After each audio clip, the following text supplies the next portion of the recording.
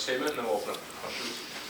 I mean, I think first, what an incredible atmosphere. I mean, that is what this rivalry game should look like consistently. SDSU had a great crowd when we were up there. I think they had maybe around 2,400, and then set a new attendance record tonight at 2,810. So that's incredible. That's what we hope continues to happen on both ends.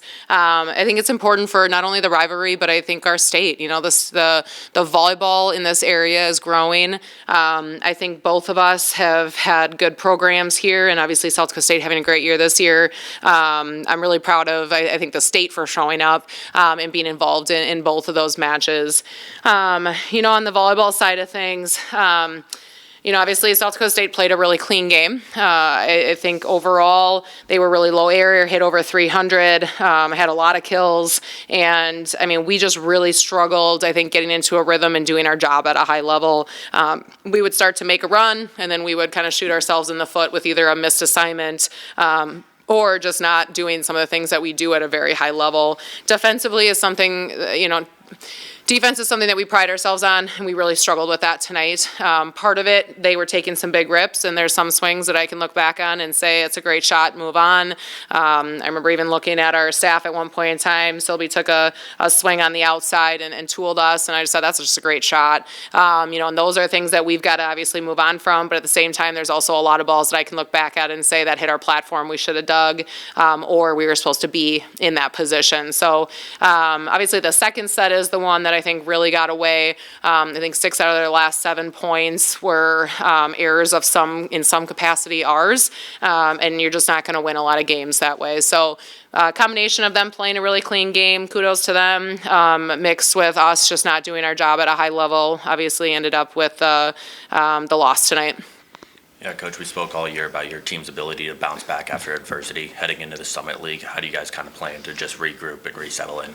Yeah, I mean, we just talked about it as a team a little bit. I really felt like this last stretch of matches, the last 3 matches, the 3 teams that we had lost to in the first round as well, was going to be a really good challenge for us at the end of the season. And even though, you know, I'm really good at finding the positives in things, and this is one of those moments where I'm glad we went through it now. You know, I'm glad that we were able to see ourselves struggle in some of those areas because some of it is within our control, you know, and there's a lot of things that we do on the volleyball court that is not in our control, and there are a lot of things that are, and we saw ourselves not control our side as well on both Thursday, Saturday, and Tuesday. And we got better in some areas that we really struggled with on Saturday, so I was happy to see that, but then we had other areas kind of fall apart. So I think the lesson is we've got to be moving in the same direction for one as a team. But I think the other lesson is, you know, we have to be confident in what we're doing. We have to be confident in who we are, and we have to be confident in the success that we can have if we earn it. You know, nobody's giving you anything going in the conference tournament. You know, go back to your question a little bit.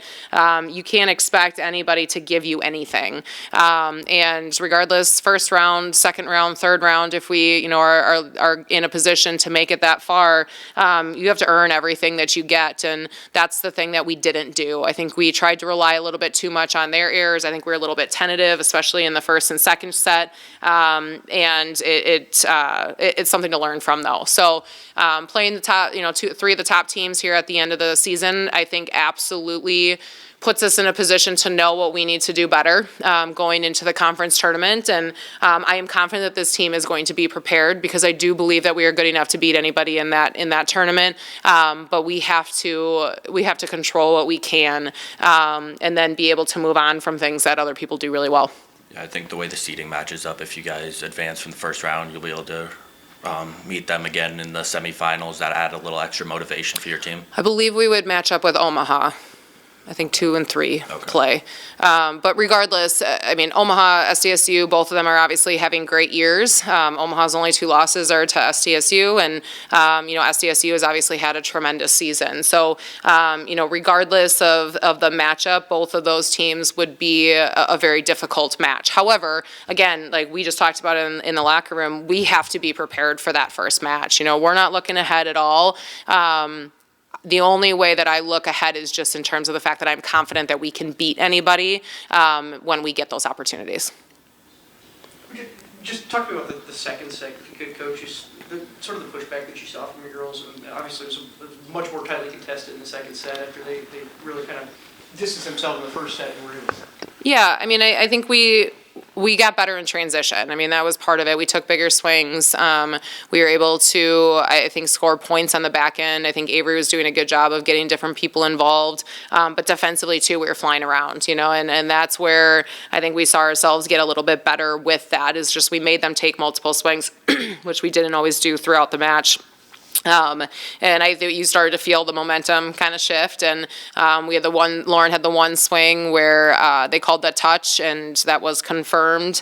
And I think what's hard is our system is great in theory, but that it's very hard to see to overturn some of those small touch calls. So I felt like that was kind of a step for us, and I believe there was an overpass shortly after that we did not capitalize on.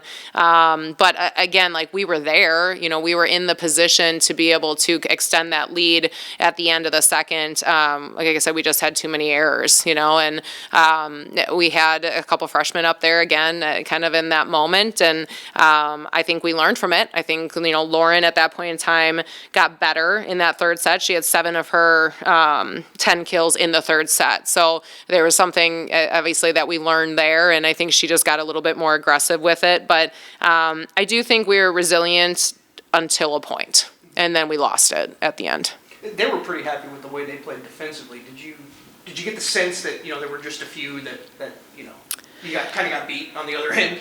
I mean, I think they were good defensively. I think overall, I think they were in the right spot a lot of times. They got touches. It wasn't always a clean dig where they were able to transition out of it with a kill or a big swing, but they kept the ball alive. They made us have to take multiple swings, and we had some really good looks in some of those moments too, where they were flying around and just keeping the ball in play. So, but that's what we're going to see. Yeah, that's what we're going to see consistently. It's what we saw against St. Thomas on Thursday. I think we saw that at times against Omaha on Saturday, and then obviously tonight, I think they did a good job of just, again, getting a few touches on the block, but then defensively in the backcourt, flying around, keeping the ball alive.